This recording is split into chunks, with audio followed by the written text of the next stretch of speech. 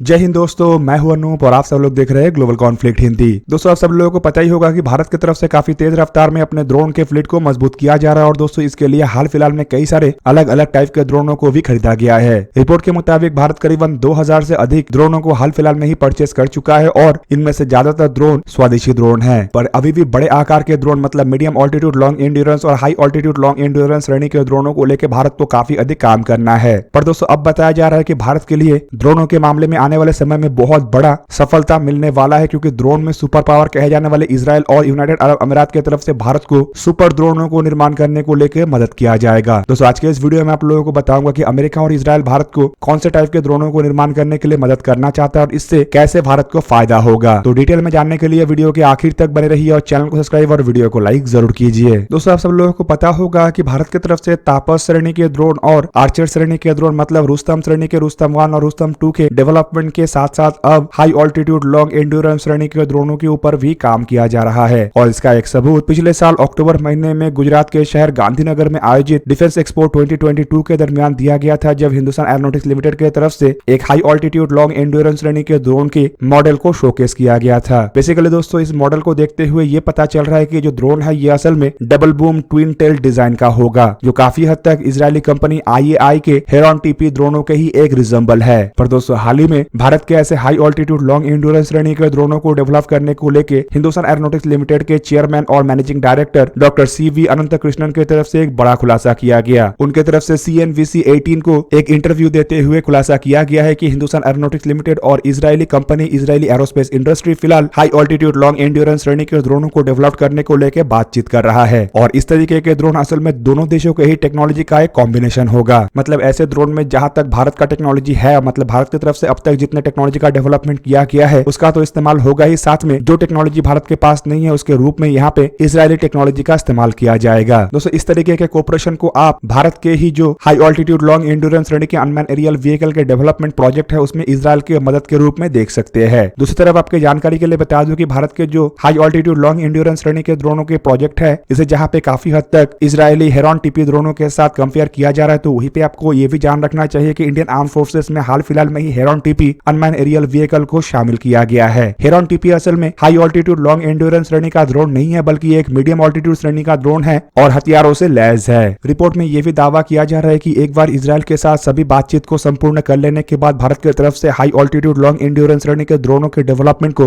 तेज रफ्तार किया जाएगा और इसमें तापस श्रेणी के जो मीडियम ऑल्टीट्यूड लॉन्ग एंड्योरेंस श्रेणी के ड्रोनों का डेवलपमेंट किया गया है उसका कई सारे टेक्नोलॉजी को भी इनकॉर्पोरेट किया जाएगा। दोस्तों रिपोर्ट में यह भी बताया जा रहा है कि IAI हिंदुस्तान एरोनॉटिक्स लिमिटेड के जो हाई ऑल्टीट्यूड लॉन्ग एंड्योरेंस श्रेणी के अनमैन एरियल व्हीकल होगा इसमें अधिक से अधिकतम इंडिजीनियस कंपोनेंटों का ही इस्तेमाल किया जाएगा और काफी कम मात्रा में इजरायली कंपोनेंटों का इस्तेमाल किया जाएगा। पर इसमें इजराइल का मदद को इसलिए लिया जा रहा है क्योंकि इस तरीके के ड्रोनों का डेवलपमेंट के मामले में इजराइल फिलहाल दुनिया में सबसे आगे है और ड्रोनों के टेक्नोलॉजी को अगर देखा जाए तो इसमें महारत हासिल करने वाले दो देश ही है, जिनमें एक तो है अमेरिका जबकि दूसरा है इजराइल। अब दोस्तों अमेरिका का बात हो ही रहा है तो चलिए जानते हैं कि अमेरिका किस तरीके से भारत को ड्रोनों के मामले में मदद करने का तैयारी कर रहा है। दोस्तों रिपोर्ट में बताया जा रहा है कि अमेरिकी कंपनी नॉर्थवेप गवर्नमेंट जो कि कई तरीके के अनमैन एरियल व्हीकलों को अब तक बना चुका है उसके द्वारा भारत के साथ MQ-4C अनमैन एरियल व्हीकलों के सप्लाई को लेकर चर्चा किया जा रहा है और कंपनी फिलहाल काफी हद तक पॉजिटिव है कि इस तरीके के डील के ऊपर हस्ताक्षर हो जाए। दोस्तों यहाँ पे जो MQ-4C ट्राइटन ड्रोनों का बात कहा जा रहा है ये असल में combat proven Global Hawk unmanned aerial vehicle के ही एक नेवल वेरिएंट है और नॉर्थवेप गवर्नमेंट की तरफ से इसे इंडियन नेवी को पहले भी बेचने का प्रयास किया गया था, जब गवर्नमेंट ऑफ इंडिया की तरफ से साल 2011 में एक रिक्वेस्ट फॉर इन्फॉर्मेशन जारी किया गया था और दोस्तों उस दरमियान नेवी के सामने इसका ऑफर तो रखा गया, लेकिन ये डील नॉर्थवेप गवर्नमेंट की तरफ से संपूर्ण करना इसलिए पॉसिबल नहीं हो पाया क्योंकि डील के मुताबिक इन ड्रोनों का प्राइस काफी अधिक था। हालांकि अगर देखा जाए तो अमेरिकी कंपनी जनरल एटॉमिक के साथ इंडियन नेवी MQ-9B सी गार्डियन ड्रोनों को लेकर चर्चा कर रहा है और रिपोर्ट के मुताबिक इंडियन नेवी ऐसे कुछ ड्रोनों को खरीदने को लेकर काफी अधिक इंटरेस्टेड है। वहीं पे अगर MQ-4C ड्रोनों को देखा जाए तो ये एक broader area maritime surveillance drone है, मतलब ये काफी बड़े एरिया के ऊपर एक ही समय में नजर रख सकता है और इस तरीके के ड्रोन असल में अमेरिकी अन्य प्लेटफॉर्म मतलब बोइंग 737 एयरक्राफ्ट के बेस पे बनाया हुआ मैरीटाइम सर्विलेंस एयरक्राफ्ट P-8I और जनरल एटॉमिक के MQ-9C गार्डियन ड्रोनों के साथ मिलकर एक साथ काम कर सकता है। और दोस्तों इंडियन नेवी के पास already P-8I maritime surveillance aircraft है और नेवी 2 MQ-9C गार्डियन ड्रोनों को लीज में भी इस्तेमाल कर रहा है। हालांकि अगर आने वाले समय में इस तरीके के और ड्रोनों को परचेस किया जाता है तो MQ-C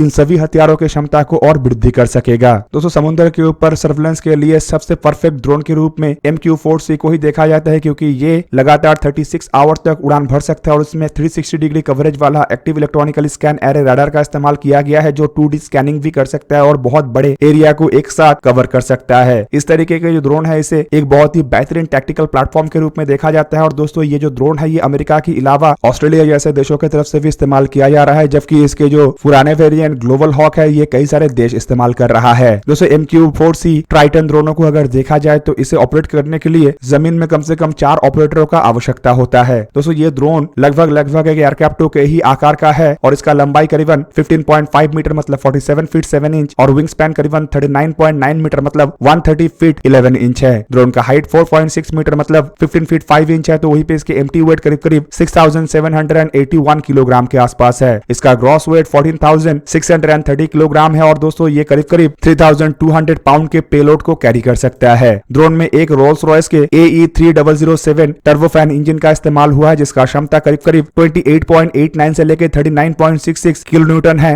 और दोस्तों इस ड्रोन के अगर परफॉर्मेंस को देखा जाए तो इसके मैक्सिमम स्पीड करीबन 357 माइल पर आवर या फिर कहे तो 575 किलोमीटर पर आवर है। ड्रोन का रेंज करीब 15,200 किलोमीटर है और इसका एंड्योरेंस करीबन 36 आवर है। दोस्तों आपको जान के हैरानी होगा कि ये जो ड्रोन है ये करीबन 60,000 फीट के ऊंचाई में उड़ सकता है, मतलब करीबन 17 किलोमीटर से भी अधिक ऊंचाई में इसका उड़ने का क्षमता है। हालांकि दोस्तों ये जो ताकतवर तरीन ड्रोन है इसमें हथियारों का इस्तेमाल नहीं किया गया है, बल्कि ये केवल मात्र सर्वेलेंस पर्पज में ही इस्तेमाल होता है। दोस्तों अब चलिए थोड़ा सा हेरॉन टीपी के बारे में जानते हैं। दोस्तों Heron TP unmanned aerial vehicle को IAE-10 भी कहा जाता है। दोस्तों ये जो ड्रोन है ये ऑलरेडी इजराइल, ग्रीस और जर्मनी की तरफ से इस्तेमाल किया जा रहा है, जबकि भारत की तरफ से भी ऐसे ड्रोनों को इस्तेमाल किया जा रहा है। दोस्तों हेरॉन टीपी ड्रोन को हेरॉन ड्रोन के ही एक अपग्रेडेड और हथियारों से लैस वेरिएंट के रूप में देखा जाता है। दोस्तों ये जो ड्रोन है इसके कैपेसिटी करीबन 2700 किलोग्राम है, जबकि इसके मैक्सिमम टेक ऑफ वेट करीबन 5400 किलोग्राम है। ड्रोन के अगर आकार को देखा जाए तो इसका लंबाई करीबन 14 मीटर मतलब 45 फीट 9 इंच है, जबकि इसका विंग स्पैन करीबन 26 मीटर मतलब 85 फीट 3 इंच के आसपास है। ड्रोन में एक प्रीटी व्हिटनी कनाडा PT667A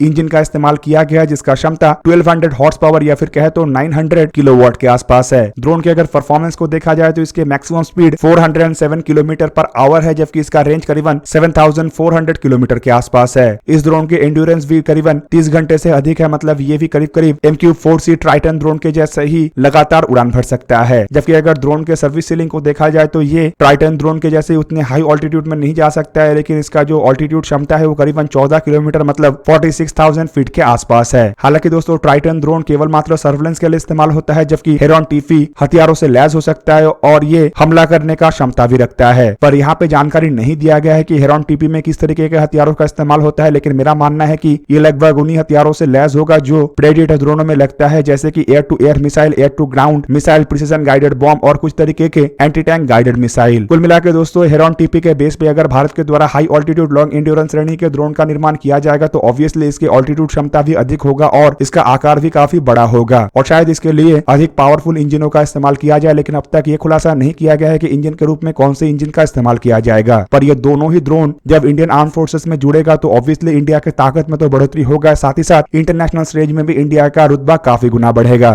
तो दोस्तों ये था आज का वीडियो। अगर आपको वीडियो अच्छा लगा तो लाइक कीजिए और मेरे चैनल को सब्सक्राइब कीजिए और साथ में बना हुआ बेल आइकन को भी प्रेस कर दीजिए ताकि आप मेरा वीडियो देख पाए सबसे पहले। जय हिंद।